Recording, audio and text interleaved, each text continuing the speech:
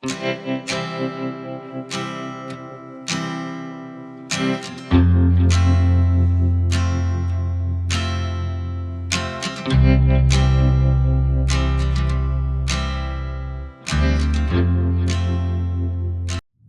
tudo bem? Então tá. Então eu tô aqui para falar para vocês sobre a Semana Mundial do Aleitamento Materno. Pode acionar aí para mim? Aí, foi. Eu quero declarar que eu não tenho nenhum conflito de interesse em relação ao tema, tá? E falar sobre a Semana Mundial do Aleitamento Materno, ou Agosto Dourado, né? É falar sobre apoiar as mães em todas as situações. Esse tema desse ano, ele veio muito em resposta ao que aconteceu no Rio Grande do Sul, em relação às enchentes todas, né? Todas as situações em que as pessoas lá se depararam foram situações extremamente difíceis, e aí se viu o quanto não se havia preparo para uma situação dessas, quanto foi difícil apoiar as famílias todas que estavam nessa dificuldade. Obrigada. Então, apoiar aleitamento em todas as situações. Como já foi dito aqui, né, essa semana é comemorada há muito tempo, né, são 33 semanas que nós estamos vivenciando, e passou de um dia de comemoração para uma semana, e agora é o mês de agosto inteiro. E foi também criado o símbolo, que até foi no filme, uma das crianças que falou, que é o Agosto Dourado, o laço dourado, que é a representação, né, da amamentação. Esse laço, ele passou a ser, né, símbolo em 2002, para vocês terem uma ideia.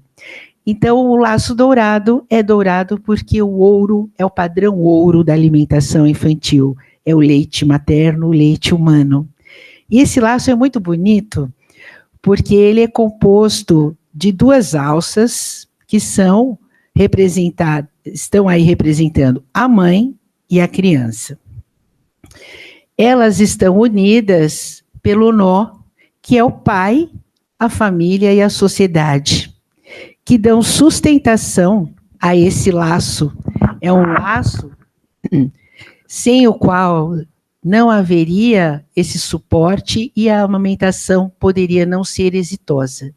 Então, essa união que a família, a rede social e a sociedade fazem, tem tudo a ver. E o pai, né? E as duas pontinhas representam o futuro. De um lado, a amamentação exclusiva até 6 meses, do outro lado, a amamentação até 2 anos, pelo menos 2 anos.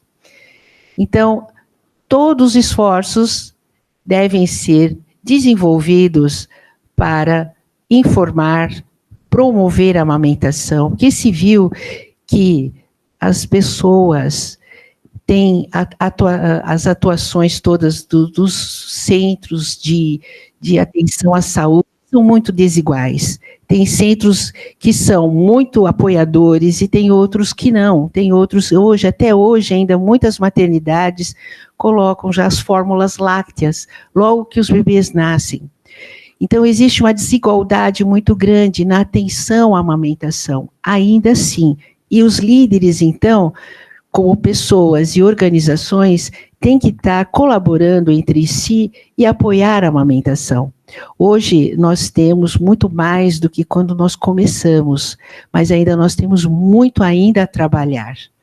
Então, consolidar a amamentação é muito importante para que seja um dos objetivos do mês da amamentação é reduzir as desigualdades, tanto as desigualdades na nutrição como as desigualdades sociais, né? O Ministério da Saúde, já com toda a recomendação da Organização Mundial da Saúde e da Unicef, né, apoia o aleitamento materno exclusivo, onde só se permite o uso de vitaminas, como todos nós já sabemos, né, alguns medicamentos, porque o leite, o aleitamento materno traz muitos benefícios.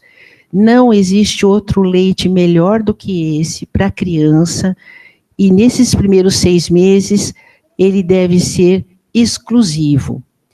Isso tem muita vantagem, e no nosso país nós temos uma publicação muito importante, que foi de César Victora, em 2016, onde ele mostrou e confirmou que já se sabia antes, que há uma redução muito grande da mortalidade. Então, começar cedo a amamentação e mantê-la exclusivamente reduz muito as doenças, reduz muito a mortalidade infantil. E protege a mãe também.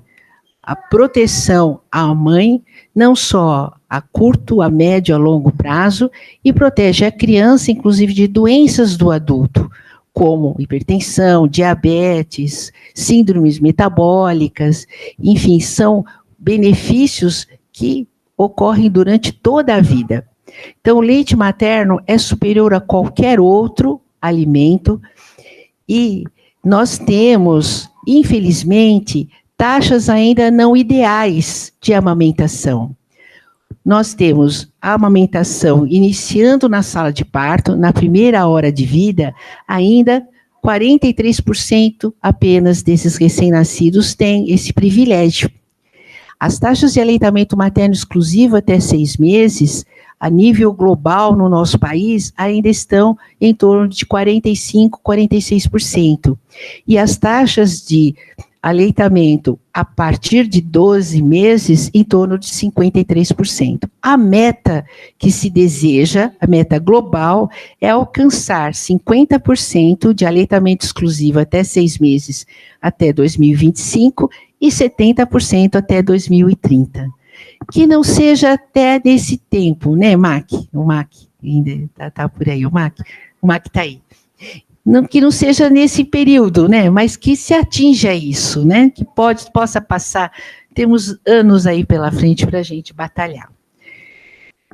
Como que a gente vai fazer isso? Vamos começar na gestante. Então, a gestante, ela precisa já ter esse momento de conversa sobre o aleitamento materno. Ou seja, a gestação, por que não já não ser um momento de se conversar com ela, tirar as suas dúvidas? Muitas vezes é a primeira gestação dela, ela saber como que vai ser, como que é a mamada na sala de parto, que ela pode pôr o bebê pele a pele, que ela já pode ter esse primeiro contato, o alojamento conjunto. Que lugar maravilhoso que é esse, ficar junto com o seu nenê na maternidade, ter ajuda das pessoas que estão ali do seu lado. Então, os benefícios do aleitamento, muitas delas sabem, mas as dificuldades, e vencer as dificuldades, nem todas elas têm, né, esse conhecimento. Então, falar disso já no pré-natal. Existe a consulta pediátrica com 32 semanas gestacionais, que as unidades básicas de saúde estão começando agora a fazer. Rodas de conversa com as gestantes na pré-consulta. Durante, né, a consulta, ela passa pelo profissional e depois tira as dúvidas. Então, elas em grupos, elas vão trocando experiências. Isso é muito benéfico, se deseja que isso seja feito pelo menos 3 vezes durante o pré-natal, um encontro em cada trimestre de gestação. À medida em que ela, então, avança na gestação, ela vai para a maternidade. Na maternidade, na sala de parto, nós aqui temos muito orgulho de dizer o quanto que a gente começou a fazer isso no parto normal, no parto cesárea. Aquele contato pele a pele. A gente começou a ensinar os residentes que não precisa separar o nenê da mãe. A gente pode deixar o nenê com a mãe. Para que o seu nenê está bem, está saudável, tem boa vitalidade, não há necessidade cortar o cordão umbilical imediato e colocar no berço de reanimação? Para que isso? Vamos deixá-lo em contato pele a pele com a mãe dele. Então, esse momento, não existe outro melhor. É um momento de transição.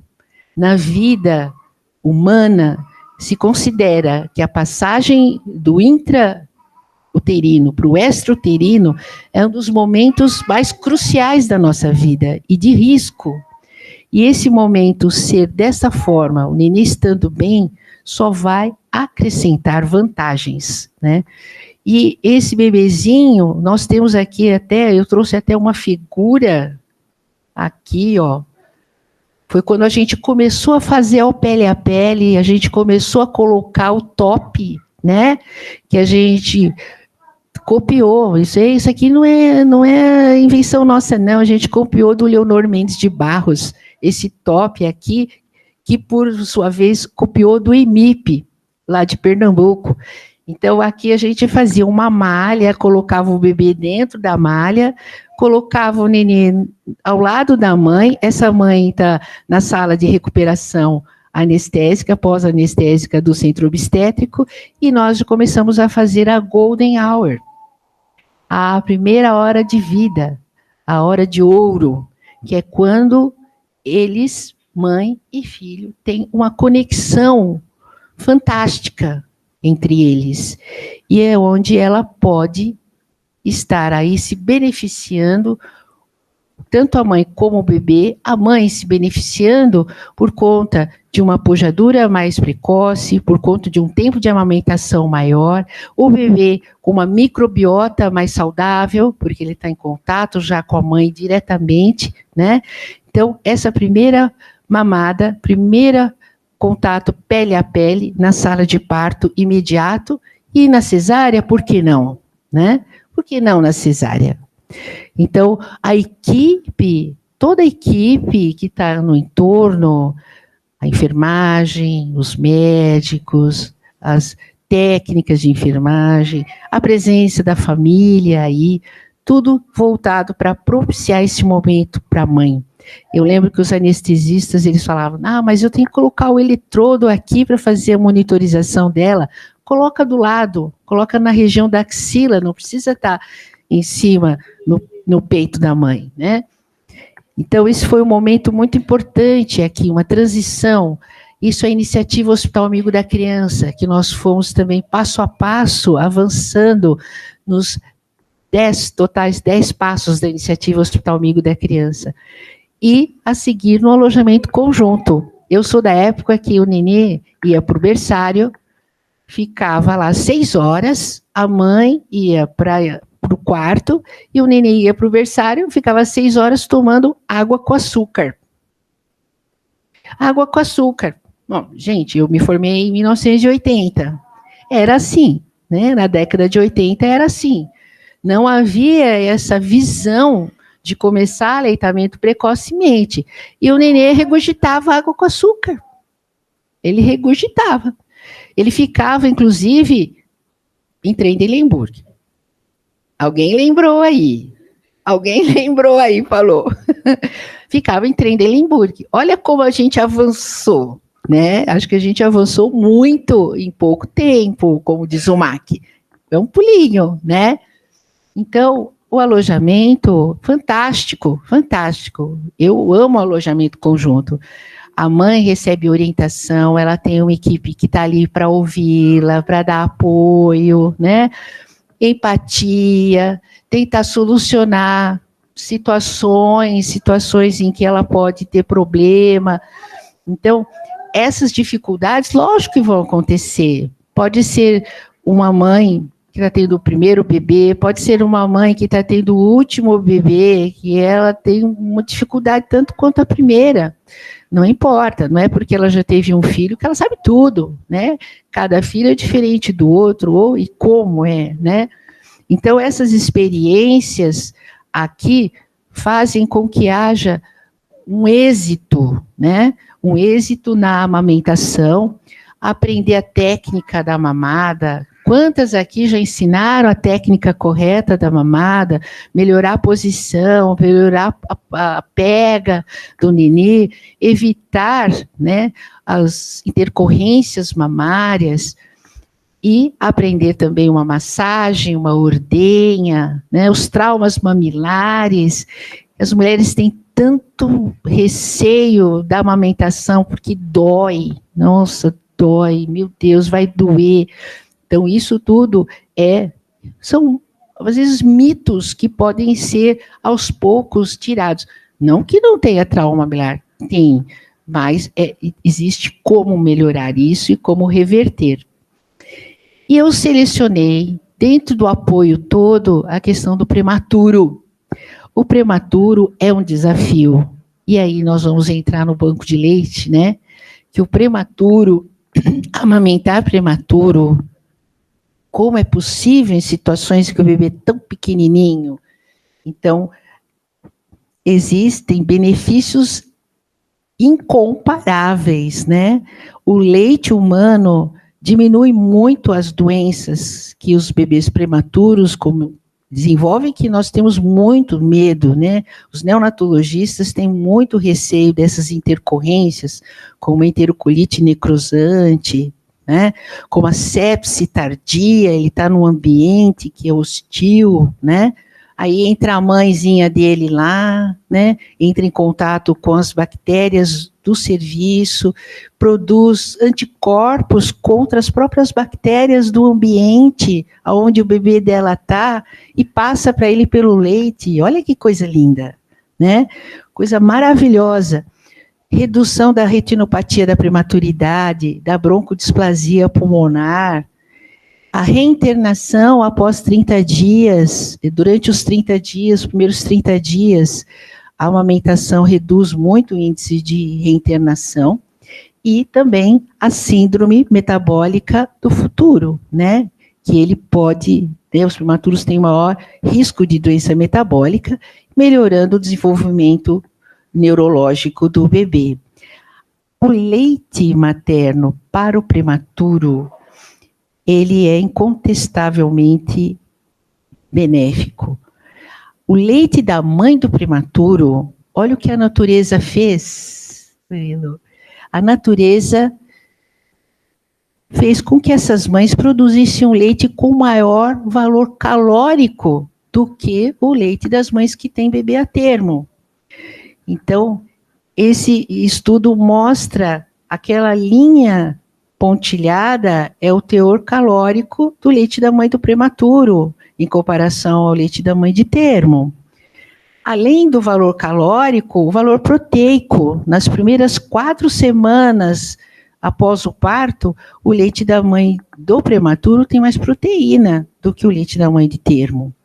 Então, mostrando como é importante a gente estimular essa mãe a produzir leite para esse nenê. Infelizmente, as mães de prematuro, é comprovado que elas produzem 3 vezes menos leite do que as mães de termo. O leite passa, muitas vezes, a não ser suficiente para eles. Por quê? Ela começa a produzir o leite e, como é a longa jornada dela, né, essa produção, ela vai diminuindo com o passar do tempo. Ela passa por muito estresse, ela passa por muita fadiga, ela passa por muita ansiedade, é difícil extrair o leite, muitas vezes, tem muitas mães que têm dificuldade, né? Ela tem aquela sensação de que o nenê dela não vai se beneficiar tanto com o leite dela, que o leite dela pode ser inadequado, da insegurança, e é um despreparo. Muitas vezes são moças novas, jovens, são adolescentes que têm prematurinhos, né? Mas a gente tem esse poder de dar, né, apoio a elas, empoderá-las, né, dar reforço positivo. Isso a equipe aqui eu sei que faz com maestria, eu falo todas, né, não falo não só um grupo, mas a equipe multi, né, eu tenho muito orgulho de ter trabalhado aqui, que a equipe aqui realmente é nota 10, dá ajuda prática, dá reforço, acompanha a mamada, orienta, aconselha, começa precocemente a extração láctea. Isso é super comprovado, que quanto mais cedo você começar a ordenhar a mama da mãe, após o nascimento do nenê, maior será o êxito, né? E o contato pele a pele. Então, é esse trabalho de extração manual ou extração mecânica é muito importante e é um dos pilares do atendimento do banco de leite. É um dos pilares. Pode ser manual, pode ser elétrica, não importa. Deve ser precoce, deve ser iniciada o quanto antes. Duração das extrações, recomenda-se, isso é recomendação do portal da Fiocruz, né?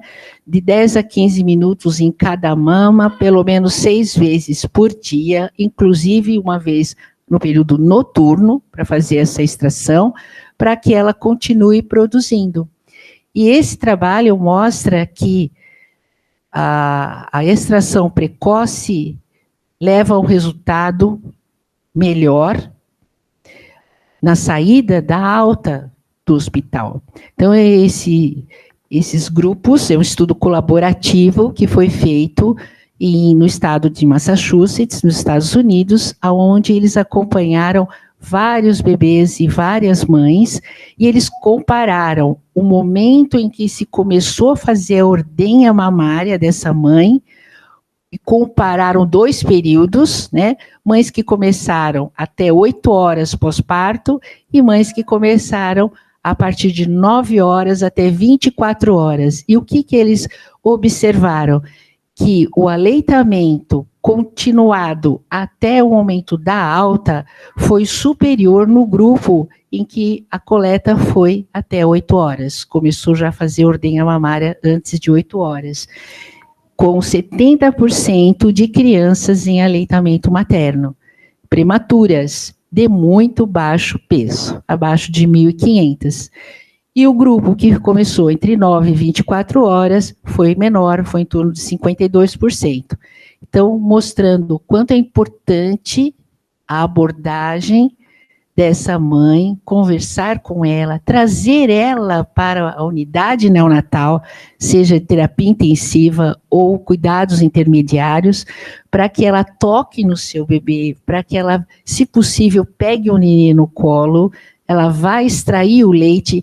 Isso é hormonal, gente.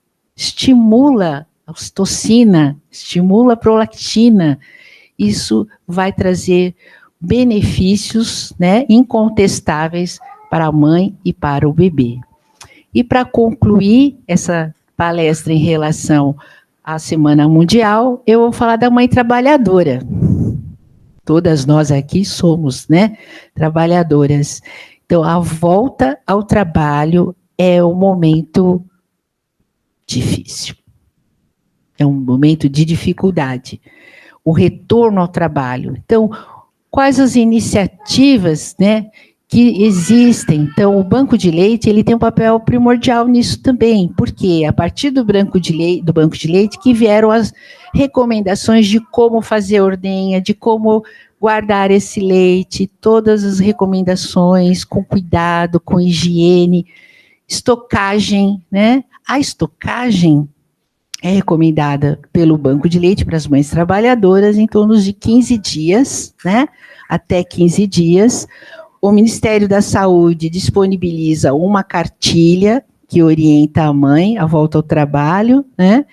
E na sua ausência em casa, qualquer outra pessoa poderá dar esse leite orientada, de forma que ele vai não dar em mamadeira. O ideal é que ele dê em xícara, em colher ou copinho, né? Isso precisa de um cuidado, lógico, uma orientação, para que quando ela retorna ao trabalho, no final do dia, ela consiga amamentar diretamente no seio e não perca a amamentação.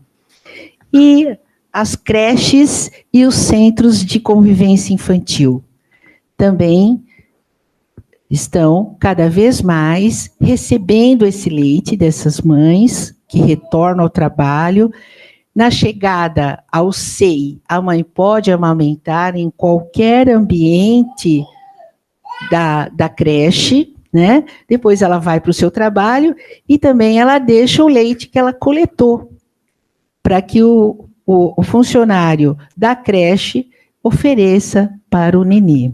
Eu tenho acompanhado várias mães que fazem isso. As creches aceitam o leite, manuseiam adequadamente, são treinadas e acabam oferecendo leite exclusivo para a criança, né, quando volta. Então, isso é super importante saber que há o apoio também das creches públicas, né?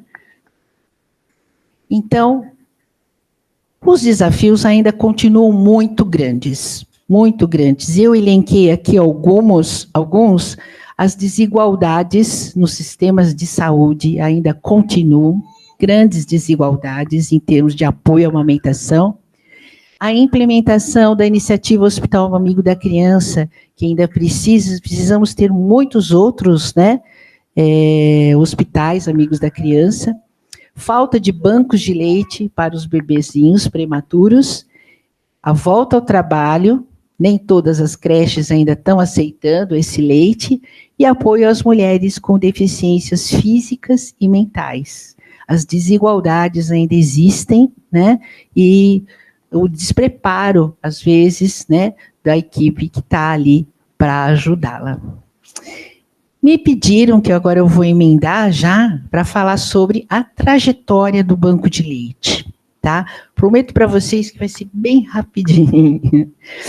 O banco de leite, como a Mi falou, né, 25 anos, né, bodas de prata, o Marco falou, bodas de prata, é um dos serviços mais importantes, lógico, né, lógico que é o mais importante, né, de incentivo, de política pública de aleitamento materno. É um dos mais importantes serviços de apoio, mas nós também não podemos deixar de falar da iniciativa Hospital Amigo da Criança, né? Não podemos deixar de falar do método canguru, que aqui no ambiente hospitalar, né, são ações importantíssimas. Eu fiz uma linha do tempo, né? Algumas coisas foram faladas.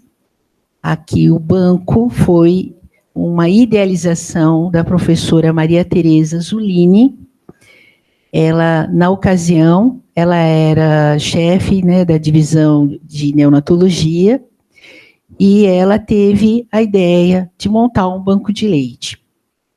E eu tive a felicidade e a satisfação, né, de ela me entregar esse projeto para eu desenvolver. Eu comecei antes de 99, comecei lá em 96, porque não era a minha linha de pesquisa, a minha linha de pesquisa em neonatologia era outra, era hematologia. E aí eu comecei a adentrar nesse mundo, né, que é o aleitamento materno, que eu digo para vocês, ó, é um mundo, você é abraçado por ele, as pessoas te abraçam, elas te trazem para os lugares, elas te passam muita coisa, troca. Não existe competição, é um mundo muito, muito legal, porque você, como profissional, você é incluso, né? Não tem competição nenhuma, é muito legal. E aí começamos, a primeira pasteurização foi feita por uma nutricionista, que não pôde estar aqui, que é a Fernanda Osmo, ela que foi a que fez a primeira pasteurização para a gente.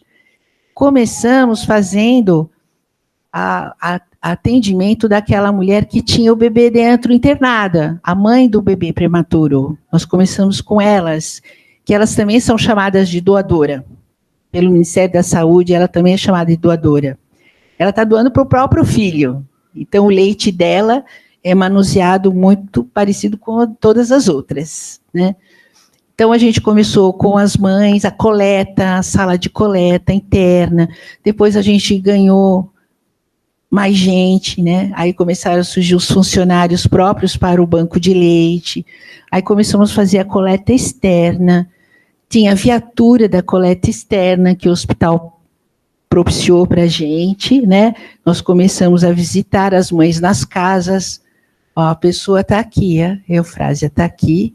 Eufrásia ia na casa das pessoas buscar o leitinho tão rico, né? Algumas pessoas vão sair nas fotos, viu? Mas, assim, eu não tinha fotos de todos, gostaria de ter tido foto de todo mundo, mas eu não tinha. Fui recolhendo minhas fotos para montar. Então, aí, a sala de coleta própria do banco de leite, o armazenamento, né? E, assim, o banco de leite é um serviço de excelência para trazer o leite da mãe para aquele nenê que não pode mamar direto na mama da mãe. Então, como é um leite muito, muito rico, muito valioso, o banco de leite tem que preservar essa qualidade. Então, tudo que é feito desde o momento em que se faz o cadastro da doadora, a coleta desse leite, o armazenamento, o processamento, que é a pasteurização, depois todos os controles de qualidade, que são todos seguidos, né, no país como um todo, né? A vigilância sanitária é que coordena tudo isso, né? Então, para que esse leite seja seguro, importante para a criança, e que a gente não perca, ou perca o mínimo possível daquela riqueza que vem da mãe. Então, tudo isso foi feito nesse período. Então, inauguramos ele em 99, e quando nós chegamos no ano seguinte, a gente fazia tudo isso, incluindo as coletas externas, né?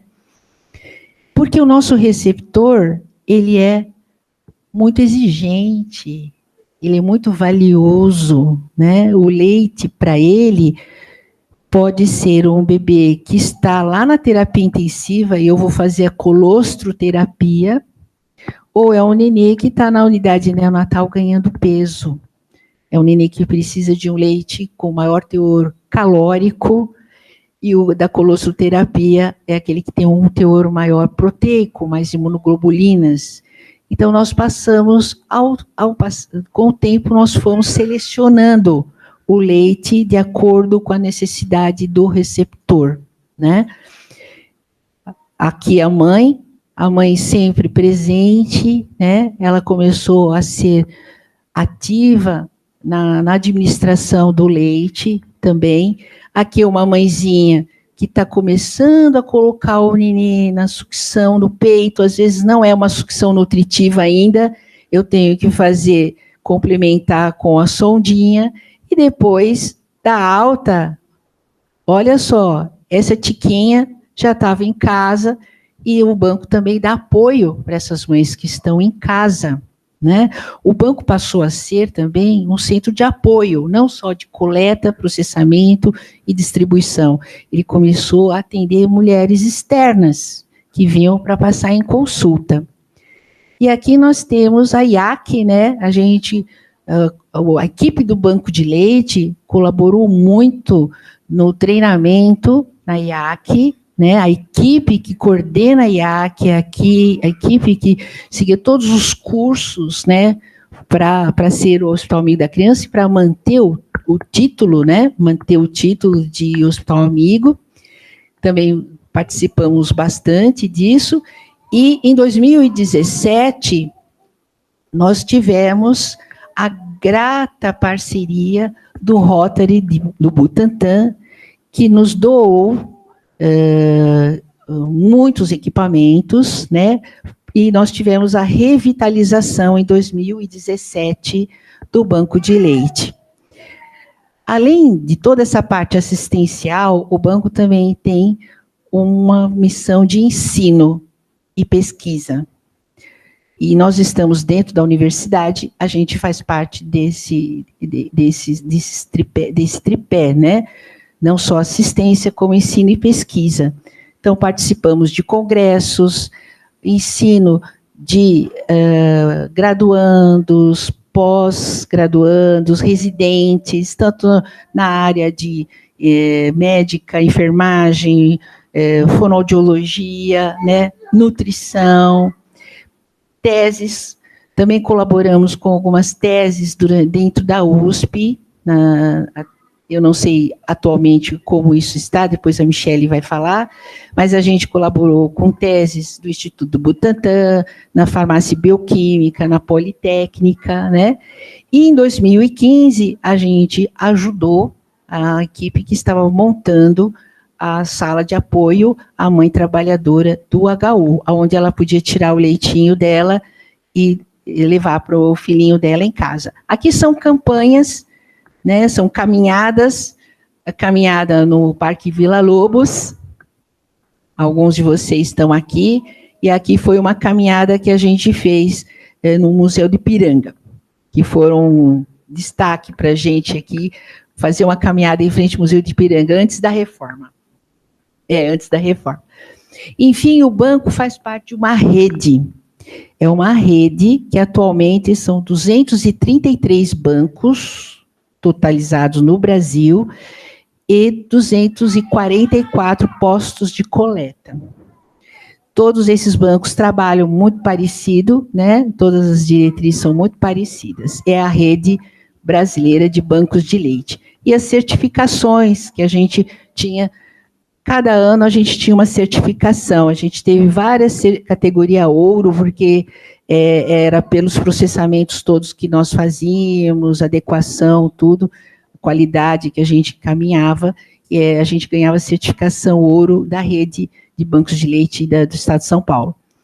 Então, olha só, quanto esforço, né, tanta gente juntos, né, para que a gente torne possível a realidade do banco em todo esse período. E agora a Michele vai complementar o que eu falei, a experiência dela nesses anos em que ela está à frente, muito bem à frente.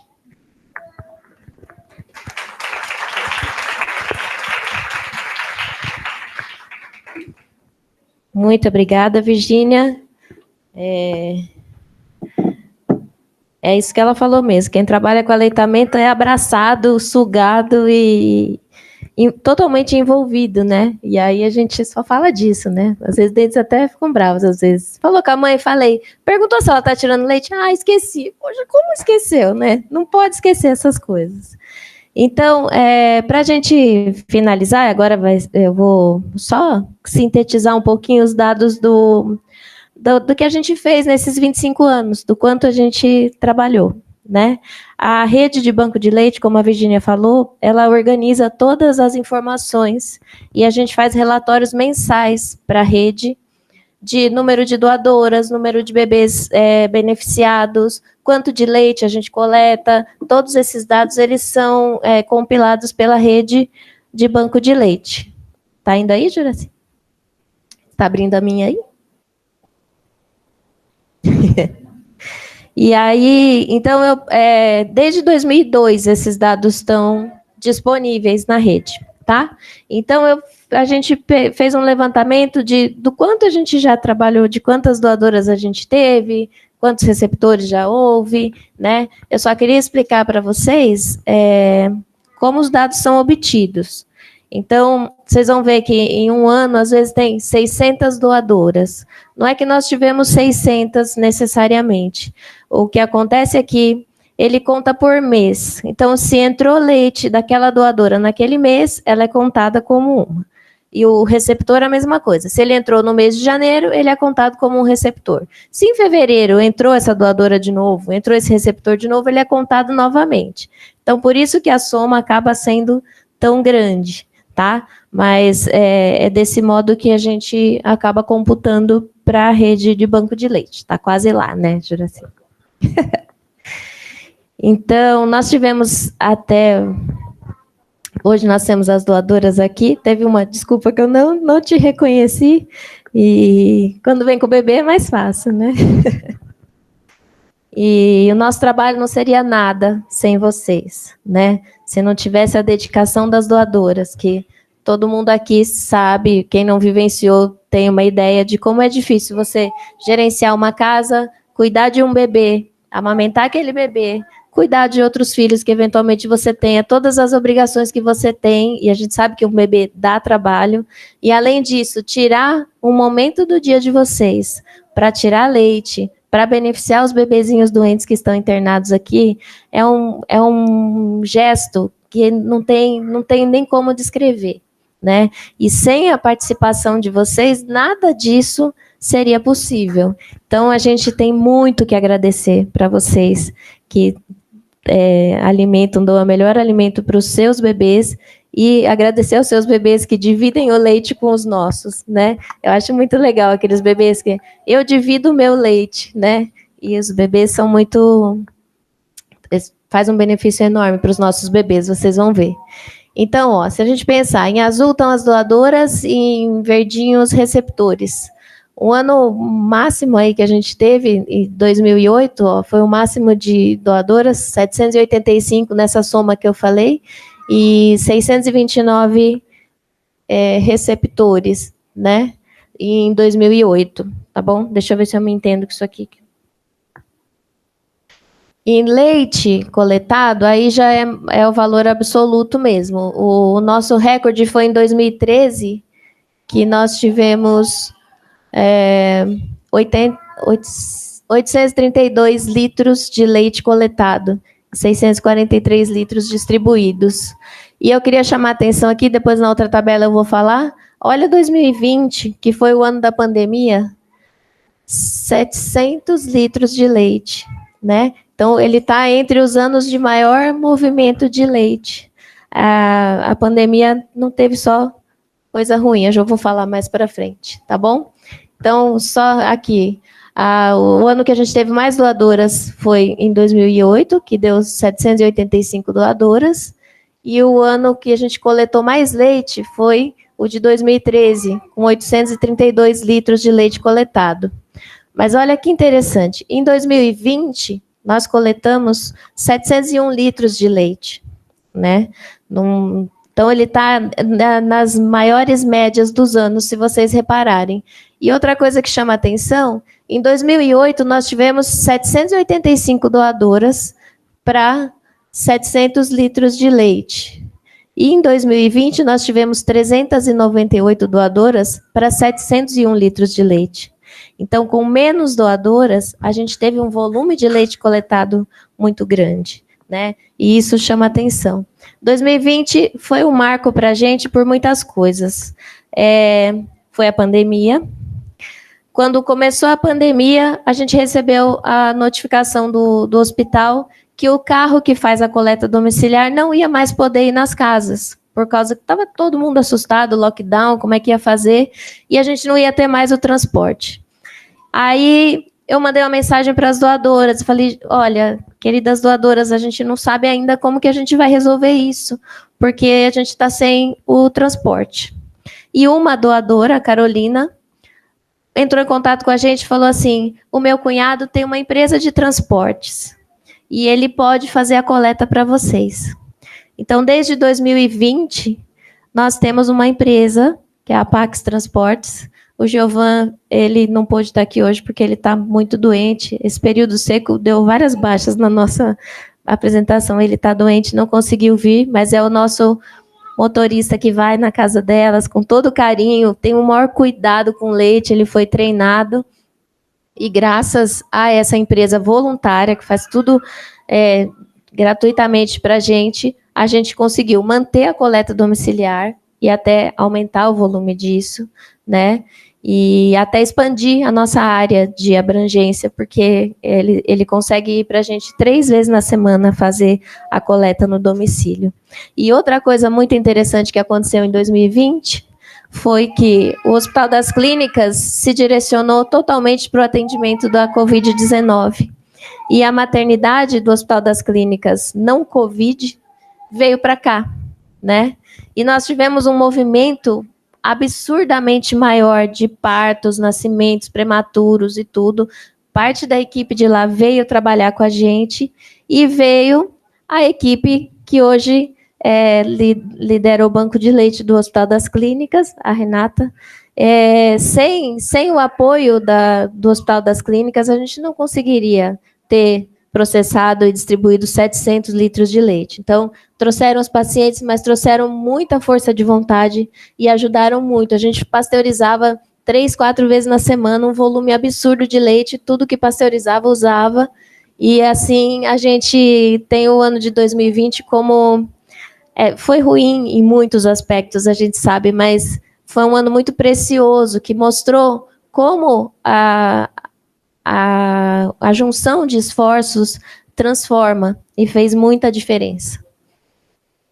Então, até hoje, essas são só algumas doadoras representadas, eu peço desculpas, a gente não tem foto de todas. Nós tivemos até hoje 2.637 doadoras cadastradas, tá? Coletamos até 2023, que é quando a gente tem o relatório consolidado, 10.969 litros de leite, tá? E a rede de banco de leite fala que um frasco de 300 ml de leite humano pode alimentar até 10 recém-nascidos prematuros. Se a gente fizer essa conta, os nossos 10.969 litros de leite poderiam alimentar 36.563 bebês prematuros. A gente não tem esse número de quantos foram, não foi tudo isso, porque eles consomem, né, não necessariamente 10 bebês para um frasco.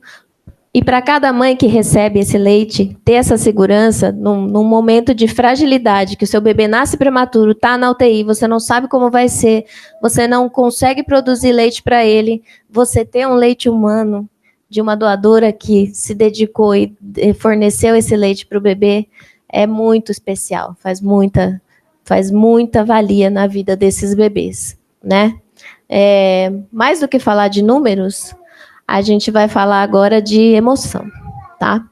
Então, o leite de vocês torna possível que um bebezinho de 670 gramas, 23 semanas, que é o Bernardo, consiga dobrar de peso em pouco tempo. Então, ó, como ele já está maiorzinho, com cabelinho. E depois de 4 meses, a gente recebe ele no ambulatório. Lindo, gordinho, saudável. E isso é graças a vocês, queridas doadoras. E a vocês todas que fazem esse trabalho lindo de batalhar.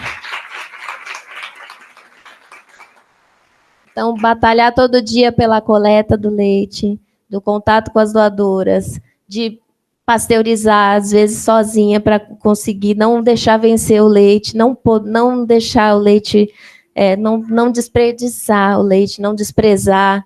E cada continha que a Irene faz lá, ó, doutora, esse aqui está tomando muito ainda, pô, não dá. Então, é uma batalha de todo mundo, né? E a gente... Isso não tem preço que pague, né? O pessoal fala que leite materno é de graça. Não é de graça. Ele não tem preço. Mas ele tem um valor inestimável. Ele não é de graça, né? E finalizar a nossa trajetória, a gente também quis fazer uma caminhada do banco de leite, que pretensiosamente a gente chamou de primeira caminhada, porque vai virar tradição, né, Tati? E eu queria agradecer muito a todos esses parceiros que estão aí embaixo, especialmente a USP, a Prefeitura da USP, a Superintendência do HU e o CPUSP. E é muito engraçado, é uma grata surpresa de ver que a hora que você fala que você quer fazer um negócio pelo aleitamento, todo mundo topa, todo mundo abraça a causa. Então, a gente vendeu rifa, não tem quem não compre a rifa. A gente pediu dinheiro para as empresas, eles dão dinheiro, eles vão na caminhada. E, assim, é caminhada para ser inclusiva. Então, 3 quilômetros de caminhada, acho que todo mundo consegue fazer, né? E os bebês e as crianças são muito bem-vindos. A gente quer fazer uma festa linda e a gente conta com vocês. A gente tem até a parceria de uma escola de música, que é a School of Rock. Vai ter uma apresentação deles lá de rock. Então, vai ser animado. A gente conta com vocês, tá bom? E, como não podia deixar de ser, agora a gente precisa render as homenagens, tá bom? Vou pedir a ajuda da Liduína. Cadê a Lidu? Lidu, você me ajuda? Bom, é claro que a primeira homenageada tem que ser a doadora de leite humano. Senão, nada disso funciona. Então, a gente sabe que é difícil, mas a gente queria agradecer muito que nós temos 3 representantes aqui das nossas, atualmente, 29 doadoras ativas, né, Lidu? Então, nós temos a Gisele Loureiro, mãe do Dante, a Mariana Terra, mãe da Bruna, e a Regiane Carla, mãe da Hanna. Eu queria uma salva de palmas para elas.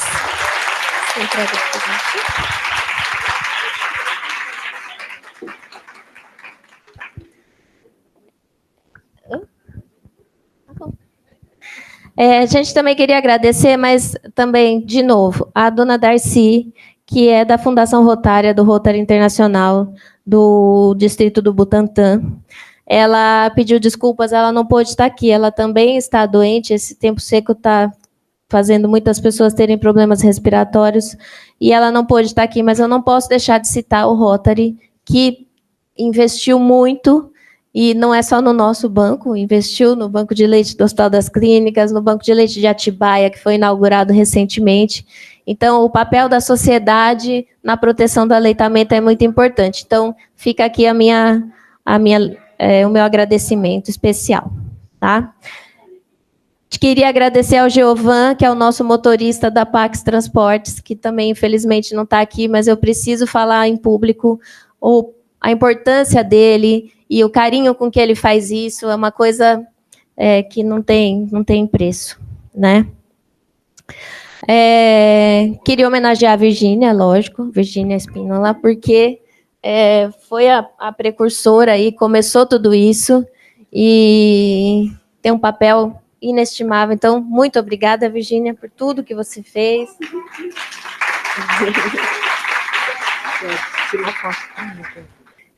Então, eu tenho que agradecer porque, graças a essa iniciativa da professora Maria Tereza, né, todo o departamento da pediatria e do HU, que fez toda essa coisa de construção do banco de leite, eu não sei o que é trabalhar sem banco de leite.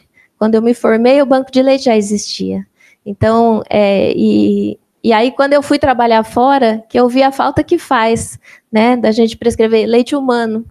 E como os bebês vão melhor, né? Não é uma questão só de afeto, de nada, é uma questão técnica, científica, de que o resultado dos bebês é muito diferente quando eles recebem o leite humano, tá bom? Preciso homenagear e citar a Eliette. Pode levantar, Eliette. A Eliette foi a enfermeira que participou desse... Cadê a Lidu para me ajudar? A Eliette participou do começo do banco, né? E depois ela passou para a Rosângela. Rosângela, pode ficar de pé.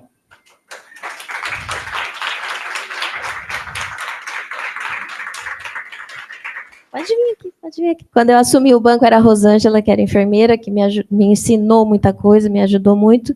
E depois passou para a Ana Paula, que é a enfermeira atualmente da unidade neonatal. E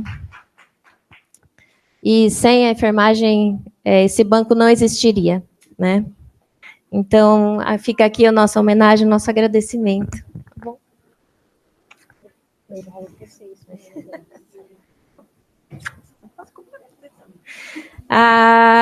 As nossas técnicas, que são mais diretas do banco de leite, só estou com a minha fiel escudeira aqui. A Alessandra também está doente, a Tamires também. A Tamires é a mais novinha do banco, né? A nossa técnica de enfermagem. Então, hoje nós temos 3 pessoas no banco.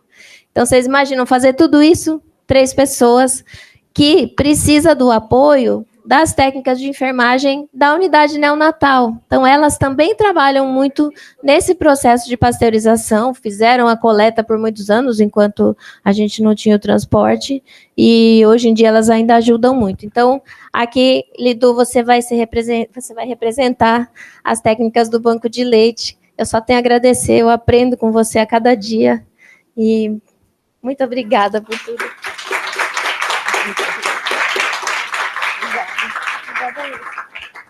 A Lidu não sabe dizer não. Todas as minhas ideias loucas, ela vai atrás. E as técnicas...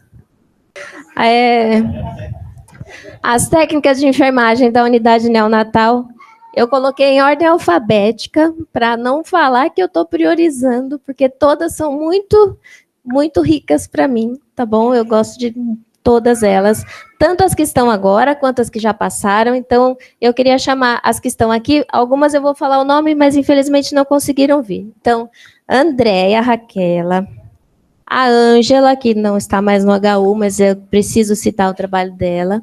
A Elaine, que não trabalha mais no banco de leite, mas trabalhou por muitos anos. A Francinete, que está de licença também. A Mônica, que ainda participa. A Rosário, que está aqui. A Sheilinha. A Vanessa. E a Verinha. A Verinha também já saiu do HU, mas eu preciso citá-la. E nós temos uma enfermeira que participa do processo de pasteurização, que é a Patrícia. Então, em nome de vocês, na presença de vocês, a gente homenageia a todas. E faltou uma aqui na minha lista. E a Eufrásia, que está em todas as fotos da doutora Virgínia, é a Eufrásia que está. Por favor, Eufrásia.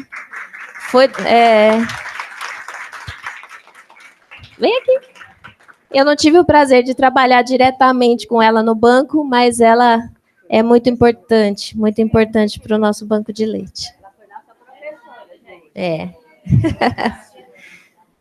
Esqueci de alguém ou não? Tá. Preciso falar das nutricionistas que fazem o fracionamento e a distribuição do leite são feitas pela nutrição, tá? Então, eu queria aqui... Então, também temos a chefe da enfermagem, que é a Alda, né? A Alda está sempre no perrengue comigo, quem que vai pôr no banco, como é que vai fazer, como é que vamos? Então, a gente precisa citar o trabalho da Alda também.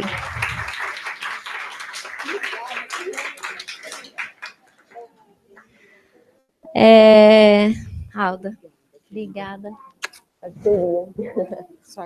As nossas nutricionistas, a Silvana, que foi quem trabalhou no banco por muito tempo, que eu conheci essa semana pessoalmente, fui lá convidá-la, então a Silvana, muito importante. A Soraya, que está ali no vídeo, Soraya também sempre com a gente. E a Irene, né? A Irene que fica lá vendo as prescrições e falando, olha, doutora, dá para tirar, a gente está precisando economizar o leite humano. Então, nosso muito obrigado, tá?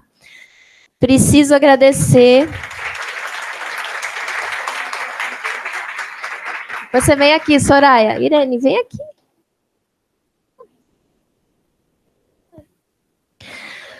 A fonoaudióloga da unidade neonatal, que é a Karina. Karina é muito importante para a gente também no aconselhamento de mamada, no manejo dessa amamentação. Ela não está aqui, mas... Obrigada. Então, a Karina também está de licença. O Giovan está online? Quer abrir a sua câmera, Giovan? Está todo mundo curioso para te conhecer? A Silvana aqui. Oi, Silvana, sinta-se abraçada, tá bom?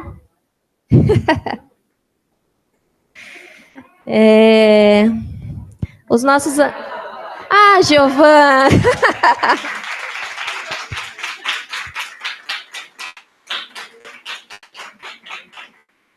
Gente, é um prazer trabalhar com vocês, tá? Eu tô 4 anos com vocês já no banco de leite. É um prazer enorme, eu fico muito feliz em poder estar ajudando vocês, tá? Eu só não tô aí que eu tô trabalhando agora, mas é um prazer enorme estar com vocês, tá bom? Prazer é nosso.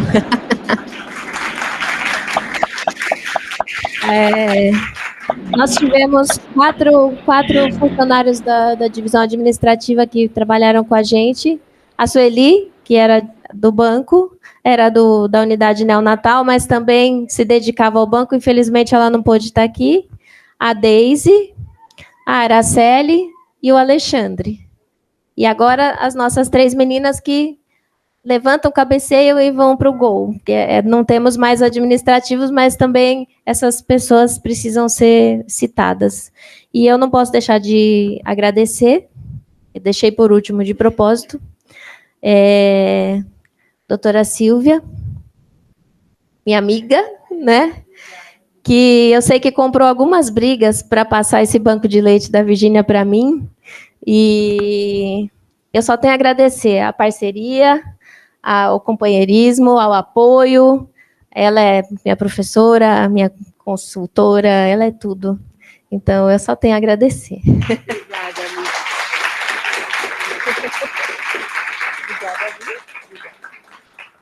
Obrigada, gente. Obrigada. Não menos importante, doutor Marco Antônio, que é o meu substituto do banco de leite, que não está aqui porque deve estar cuidando da casinha. Alguém tem que cuidar da lojinha enquanto a gente está aqui na comemoração, ele está trabalhando.